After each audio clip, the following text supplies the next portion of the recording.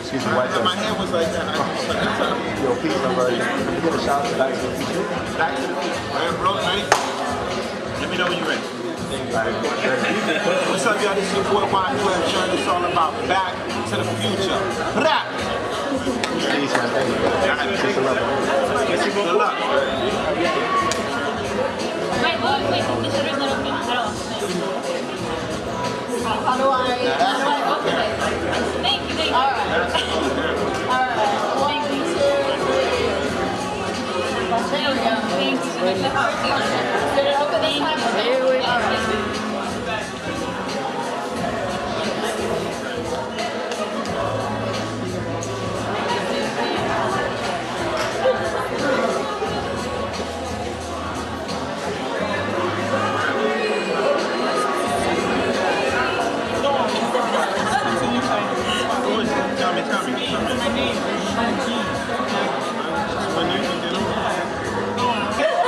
Let's get Joey another book of this stuff.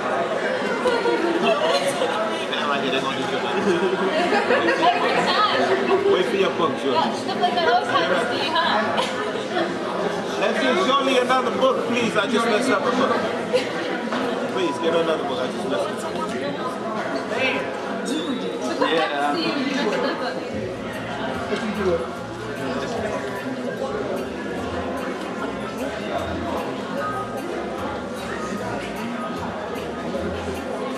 And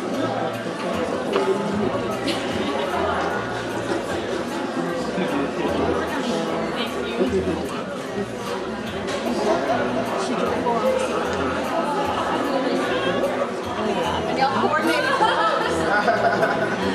There we go. That was cute.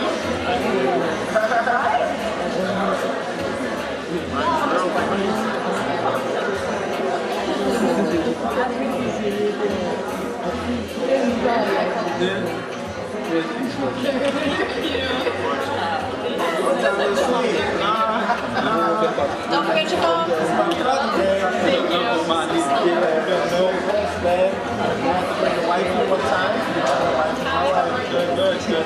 Man, we started to hear from Black Enterprise, man.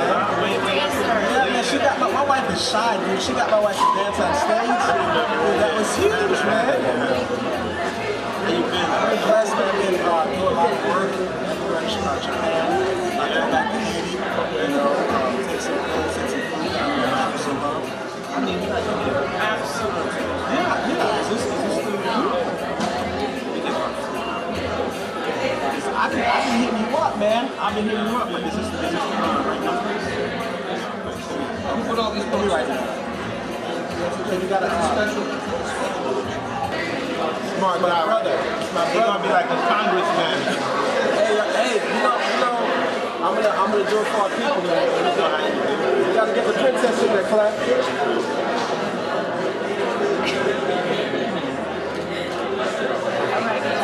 We'll be in touch. One night, man. Oh my God. Let's not mess it up this time. Where's the name? Here we go. Tell me.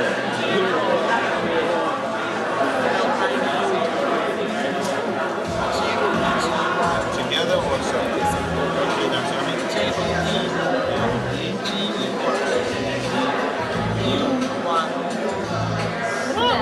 Look at that.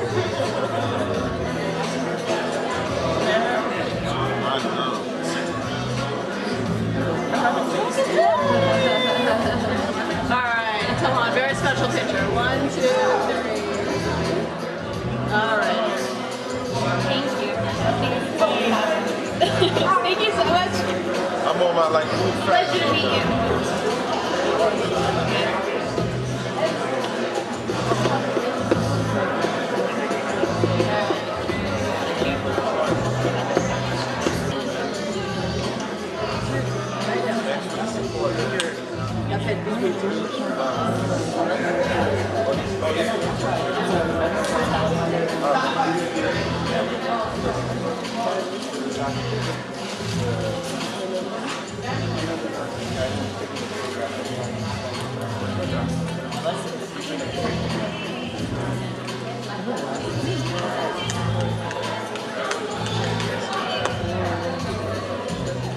Mommy, come on. Let's do it.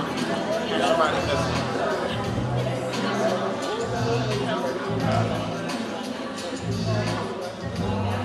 Okay, 1, 2, 3. Good? All right.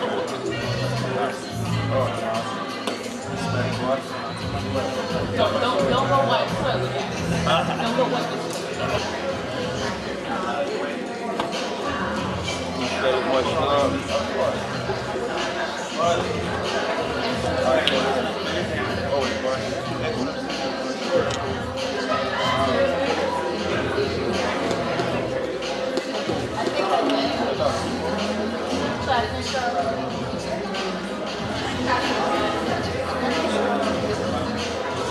Whatever you want, baby.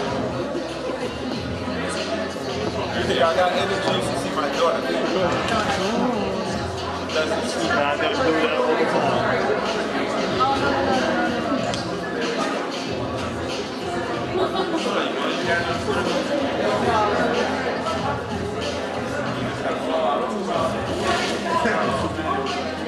Your Fuji thing fall. Yo, drop something. Sorry. Oh my God. Y'all just walking in front of me. That's just... Oh. That's what's sad. Refugee soul system. All right, you know it, right?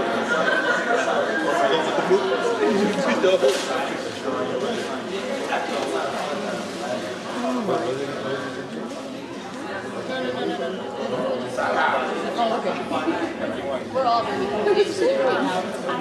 That's so spiritual.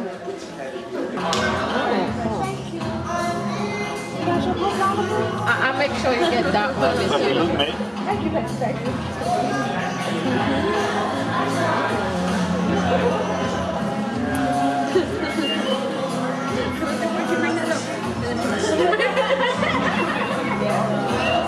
Just now, this is also why I asked you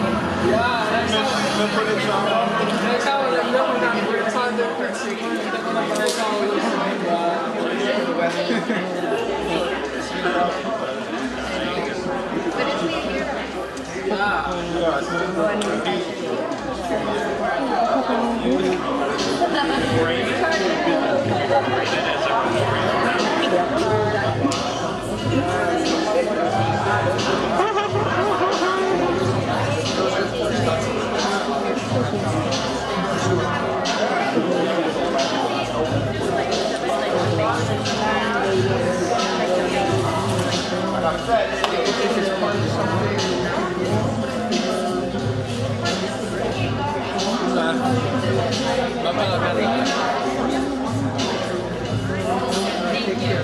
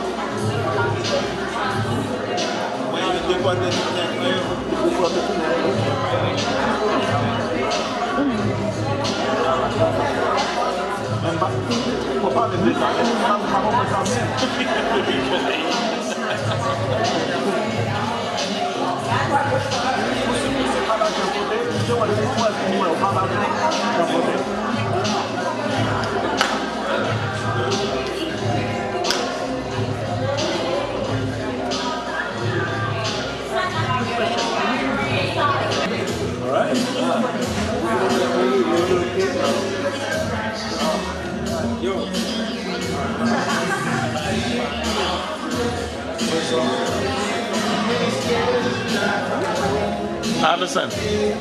That's all the book there. He's a puppet until she move forward. Focus on Wyclef until she coming. Okay. You remember me?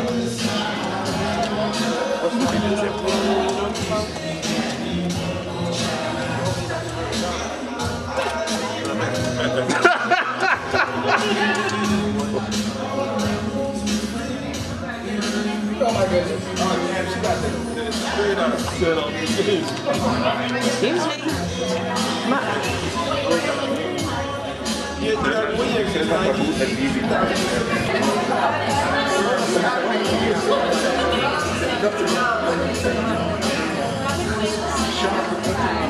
not going to shoot the last one. Good luck. Good luck to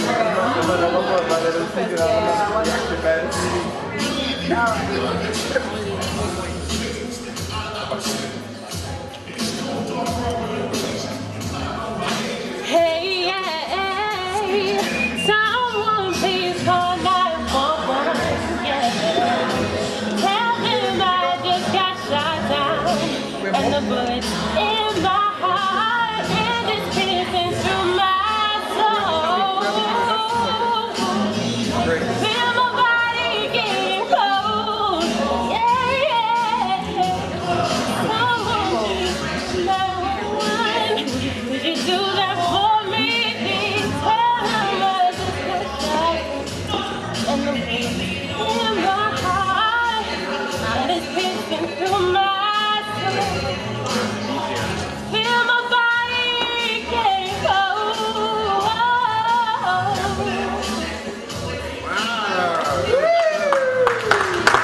I just felt the energy, right? How old are you? How long you been singing? Years. You from the church? I have one. How did you know this? Listen to music. Why are you standing behind there? Oh, here.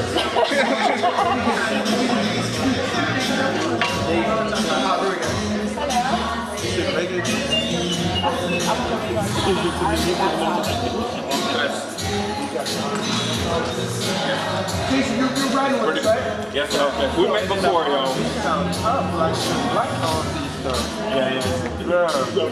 Very great. Don't distract me. No. Your shoes don't work, you're like that. Your shoes don't work. You're almost done, though. You're almost done. Oh man, I can't wait to go in the car and put on this CD. How many songs is on this? It's about 21. On this one? Yeah, it's on the CD.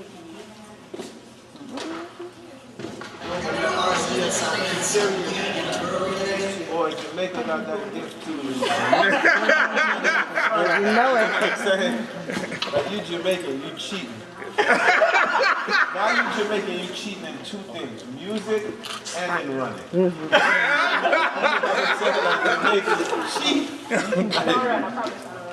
Yeah, I tell you, man, Hussein Bolt was like, yo, I'm gonna create the #2 fastest man in the world. You know what I mean? Now the beast is probably like, okay, I'm gonna create the 3rd fastest. They're all cheating.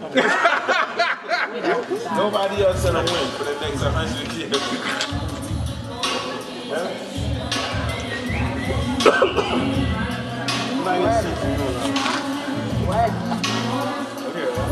Where's the music playing from? My Venezuela brother? The Venezuela brother. Venezuela brother! What they sent for me?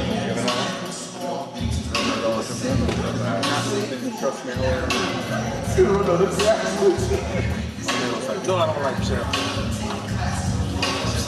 I thought he was the president of Senegal. I wish you put him on this. I know. I could be there.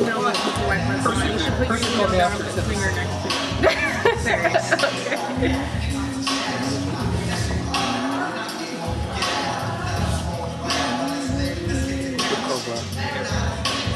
What is it? What is it?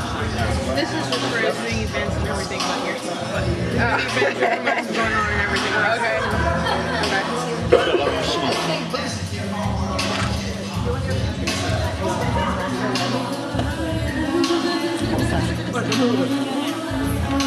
Thank you. Where's this CD? I think it's put in. She still got a little bit more. Yeah, I'm kind of more slow from it about travel.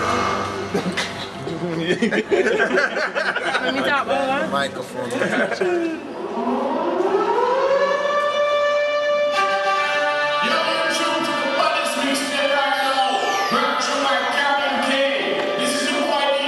should go up there and tell them which one you want. So Should, right? instead of jumping all over the place.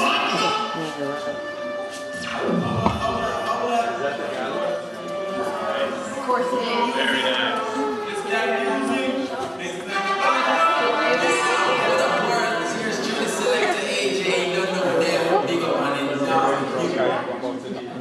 Exactly. Ellen, should we get your photo? Here, the book, of course. Ellen, the camera.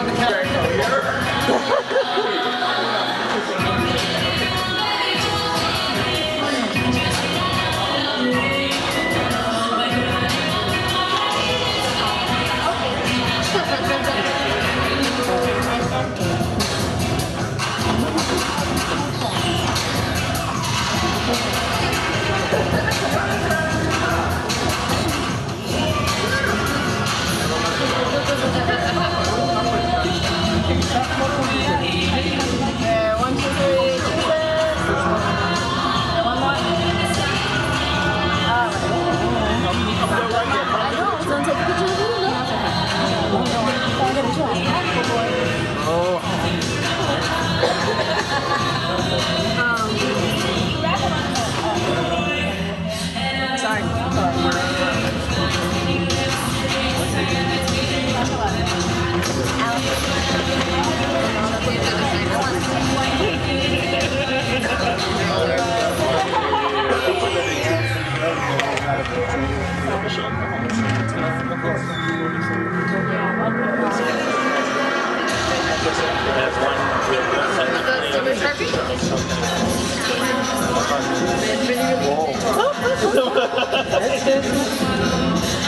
That's real Wyclef, man.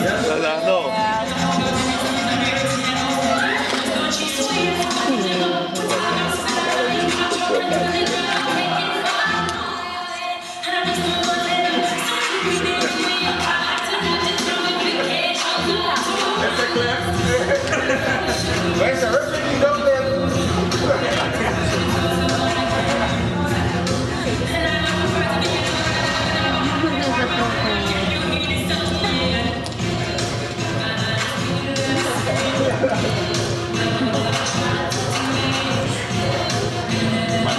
Go on, do something.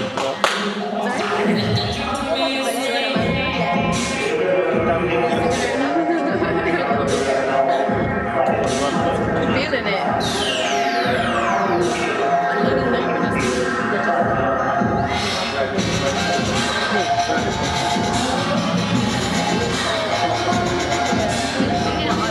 It's on the face. I'm not, I know she's switching it.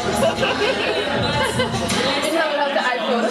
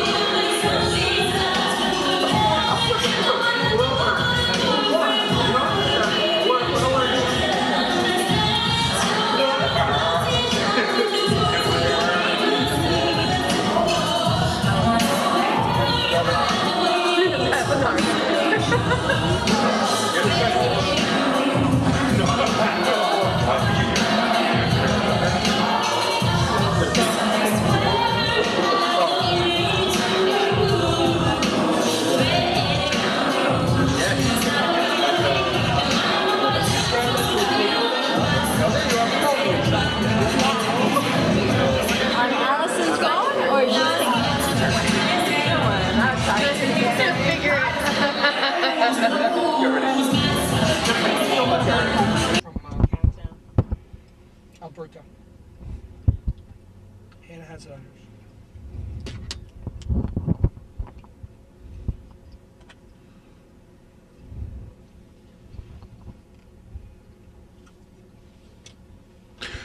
Jason Skywalker here once again on Crossover Media. And right about now, I'm with one of the greatest producers, one of the greatest artists, definitely the owner of one of the most prolific sound system when it comes to dubplates in the world right now, and author to the world, Wyclef Jean. How you doing, sir? Yaga yo. Yo, let them know where you at, that we up in here. We heavy, you know. I just finished the whole big book thing. And you know, when I do interviews, I don't drink. I don't eat gum. The only reason, he the only one that could come to my car. I trust him. You know what I mean? So this is like beyond exclusive. There's VIP, then there's beyond the VIP, and you already know the Jamaicans be cheating. You know what I mean? They be cheating with the music and on the track and field. They have everything. Number 1, number 2, number 3, number 4, number 5. But Haitians got the biggest thing, the first black republic. I'm sorry. Yeah, man, but y'all got Hussein Bolt, man. I just started eating yam now. Now, of course, right about now, it's all about purpose, the immigrant story. It's also all about your legend. But let's start with the book. As anybody's read the book, the first thing that hits you is Earthquake, Jimmy O, and the little girl that gave you hope. So tell us a little bit about it.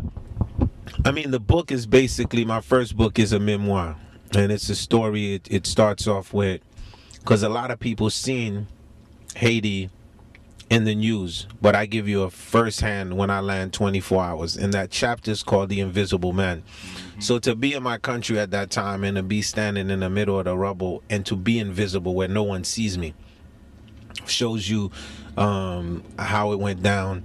Losing a real good friend to a building falling down on him and crushing him when a police stopped him, and then the earthquake started. The building fell, killing the police and my friend and toppling him. To helping save a girl from under the rubble, and thinking all hope is lost, and then later to find out that she's still alive. So that's some of the stuff that happened, which is good stuff. Speaking about your friend, just to let our viewers know a little bit about Jimmy O.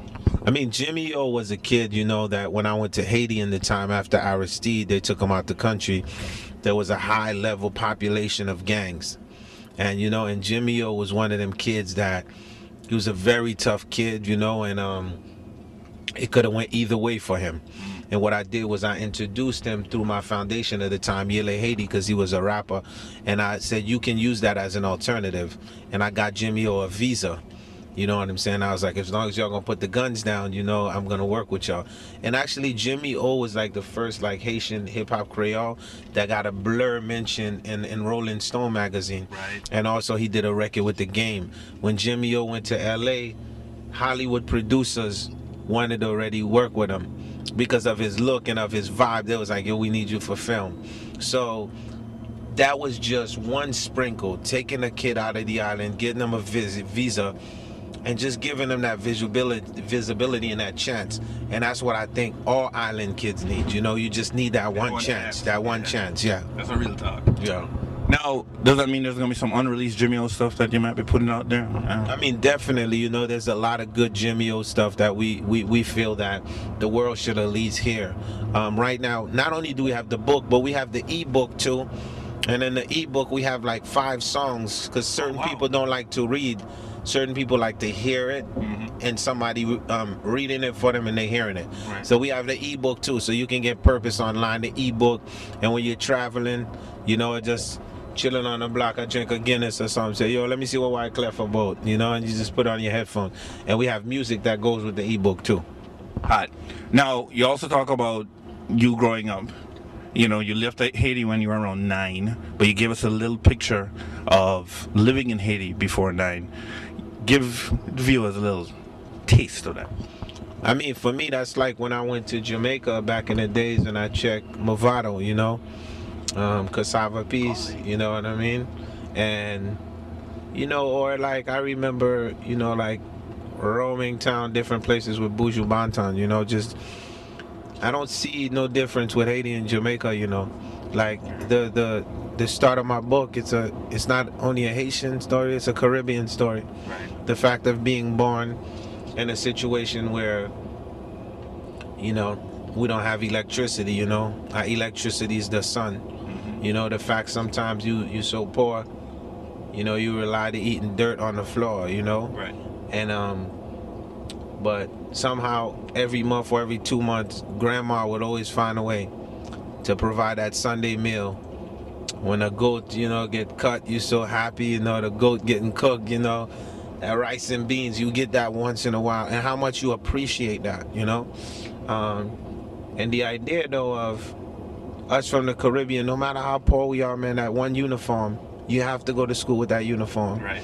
You know what I'm saying? And it has to look clean. And it has to look clean all the time. And so to me, you know, when someone reads it, they have to be like, oh, this is not just Wyclef's story, this is my story, you know? And thank you for the Buju. Big up. Untold Stories, of course.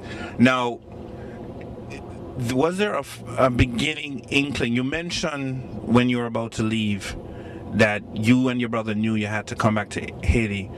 Was there a beginning of that political fire within you at that point?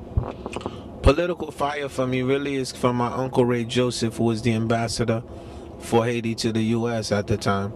So, you know, he was part of the crew that, you know, when Baby Doc was the dictator, he was part of, you know, those that set up a mission to overthrow him, you know? He's a serious guy. Always been in the undertone. For me, I'm not a politician. If I was a politician, I would have won the election, because I would have had a strategy which more focused on winning the election at the time. I ran for president of my country because of the urgency. Over 50% of the population is youth.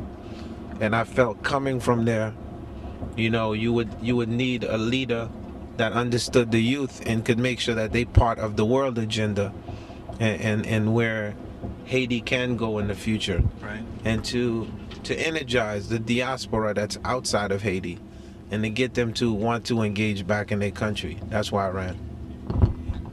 Now, we're kind of jumping from, and so I'm going to bring this up. There was the concert in Haiti, which the book really shows that it was a seed where you saw you could have your impact, and you're just speaking about why you ran.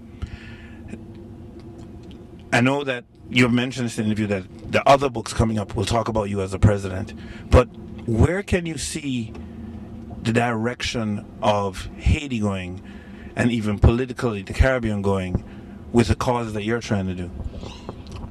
Well, when I do music, there are those that say I'm more Jamaican than Haitian.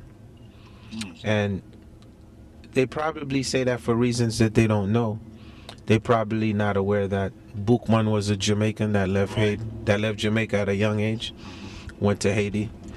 The revolution would not have happened without Boukman, Toussaint Louverture, Jean-Jacques Dessalines, just to name a few. Many Jamaicans came over and fought with the Haitian.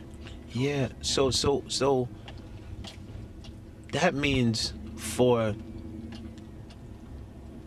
Haiti to get right, the whole Caribbean got to get right. And it really has to be one force, you see?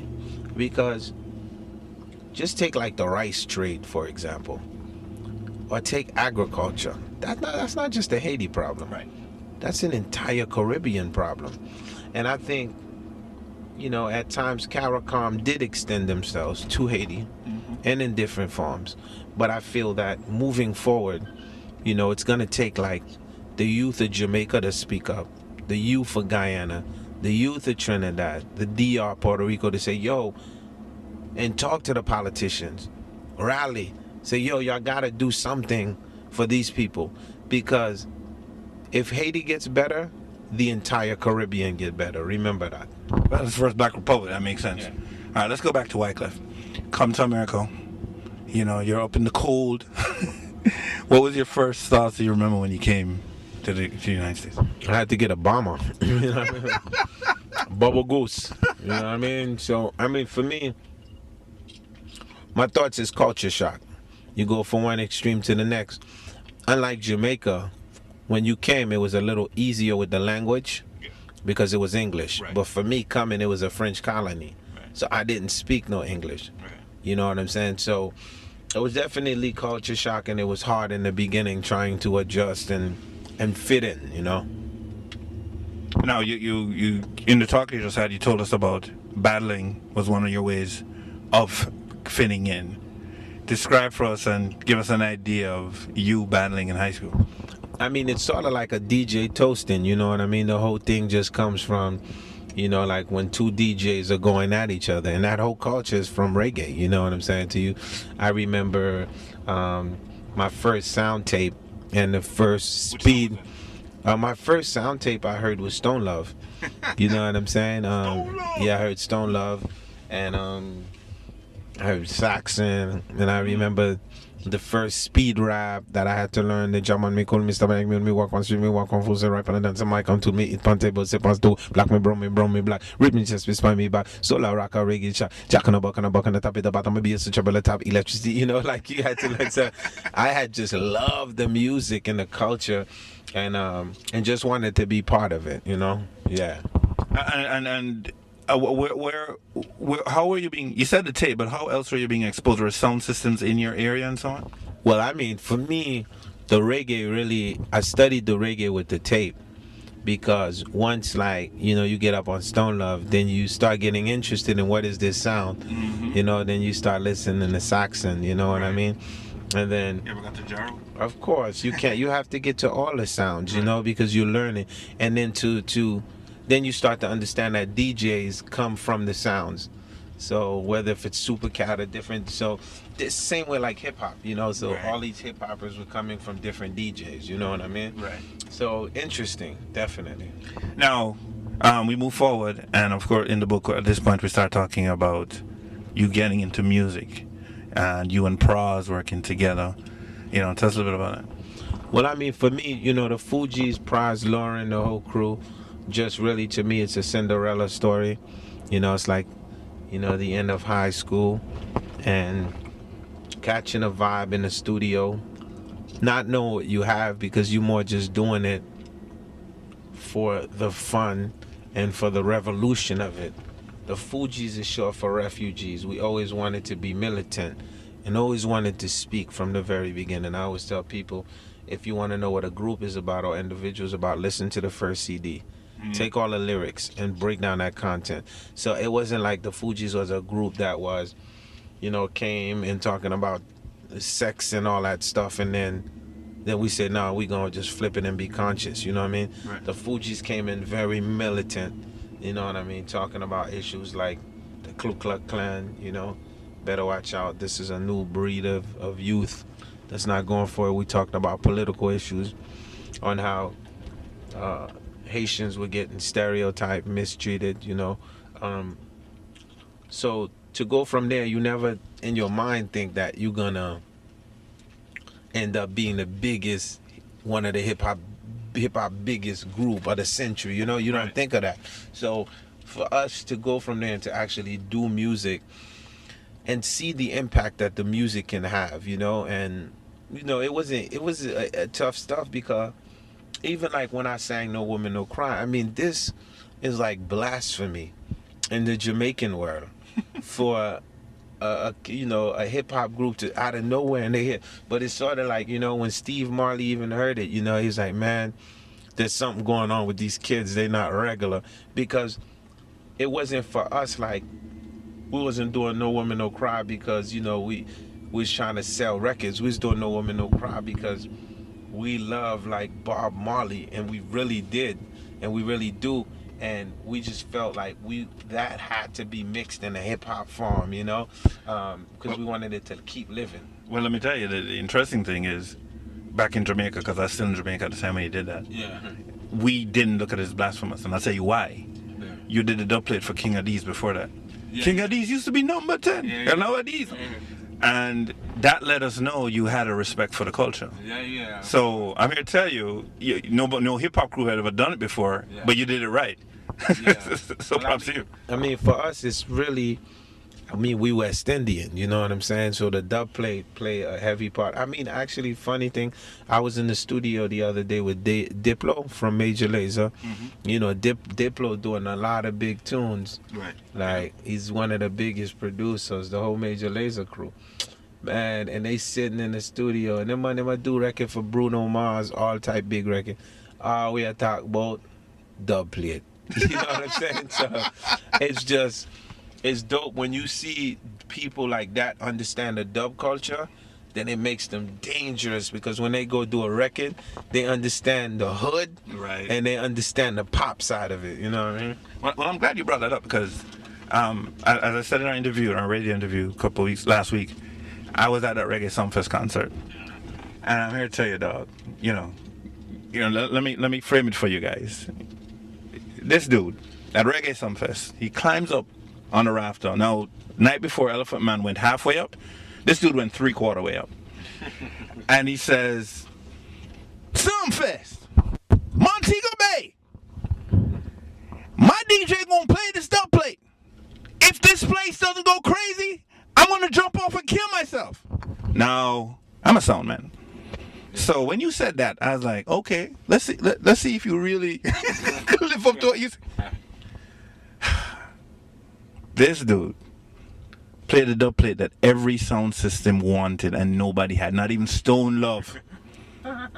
Because these were the days when Dave Kelly, whatever Dave Kelly's about to put out, is going to be the hottest song in the streets. And it's Baby Sham was his boy at the time. All we hear is, man, froze, man. Wyclef Jean. And the craziest part about it is, of course, the Jamaicans and the New Yorkers would get it. But there are Japanese, there are English people, and they got it. And of course, I'm not going to pretend that they fully knew the whole deal of dub plates, but everything that Wyclef did up to this point, which leads me to my question, the performance, the guitar, the climbing the rafters, all that, which is what hip-hop artists don't do, was amazing. Wyclef, how did you figure that out? I mean, I remember your first performance in Atlanta, as we were on the phone, I was talking, and your DJ was spitting out water when he played water, and then you guys, and of course, you talk in the book about the goat. Seriously, where did you understand how to totally engage audiences the way you do? I didn't understand. and that's the secret.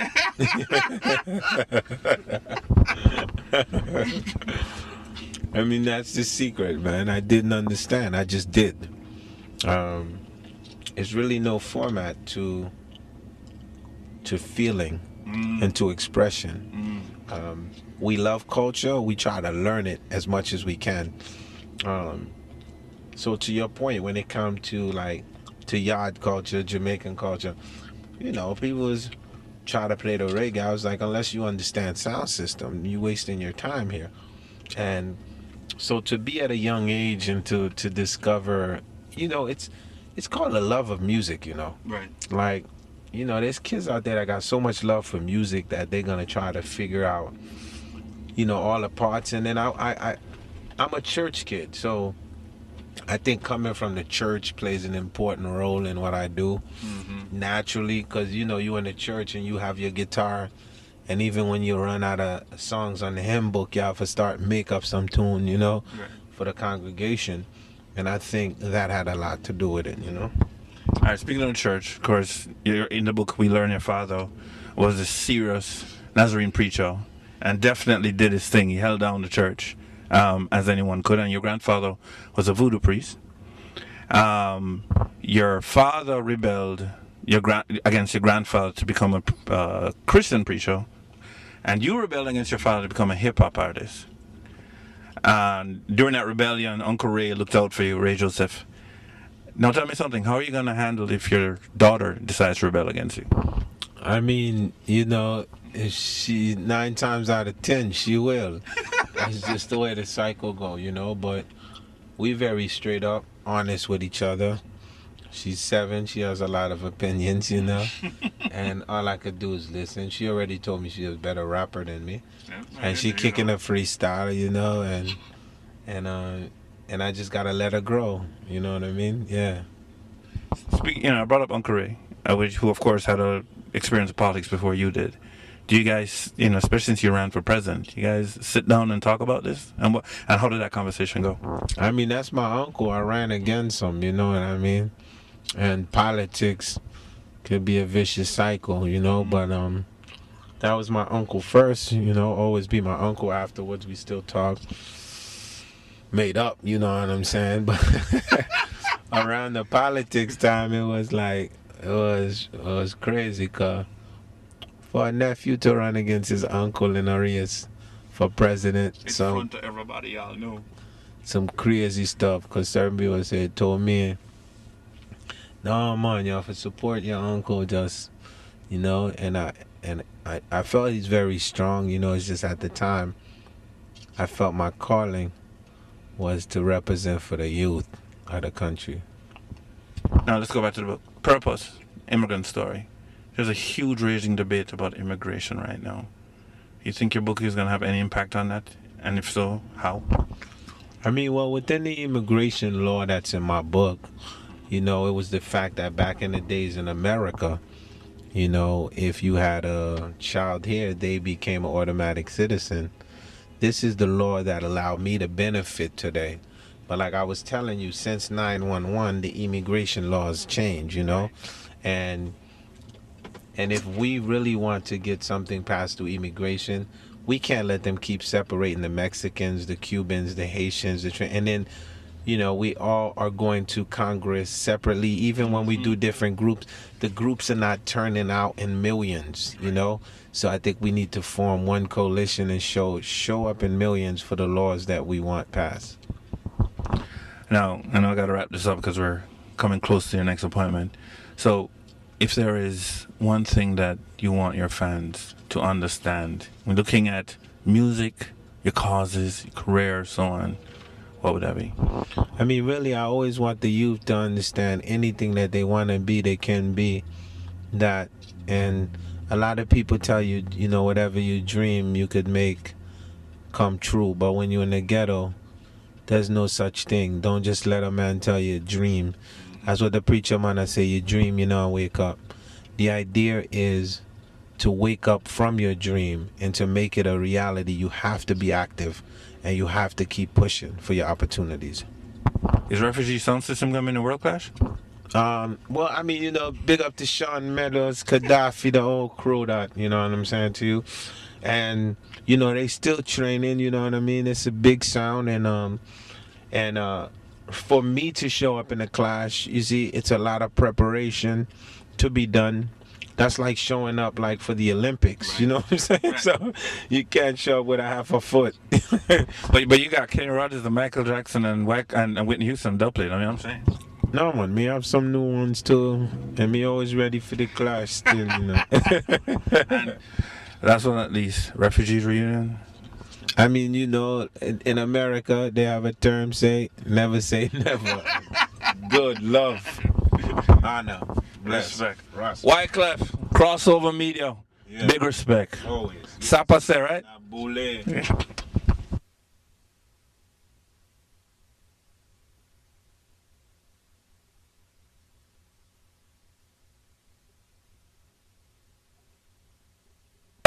think.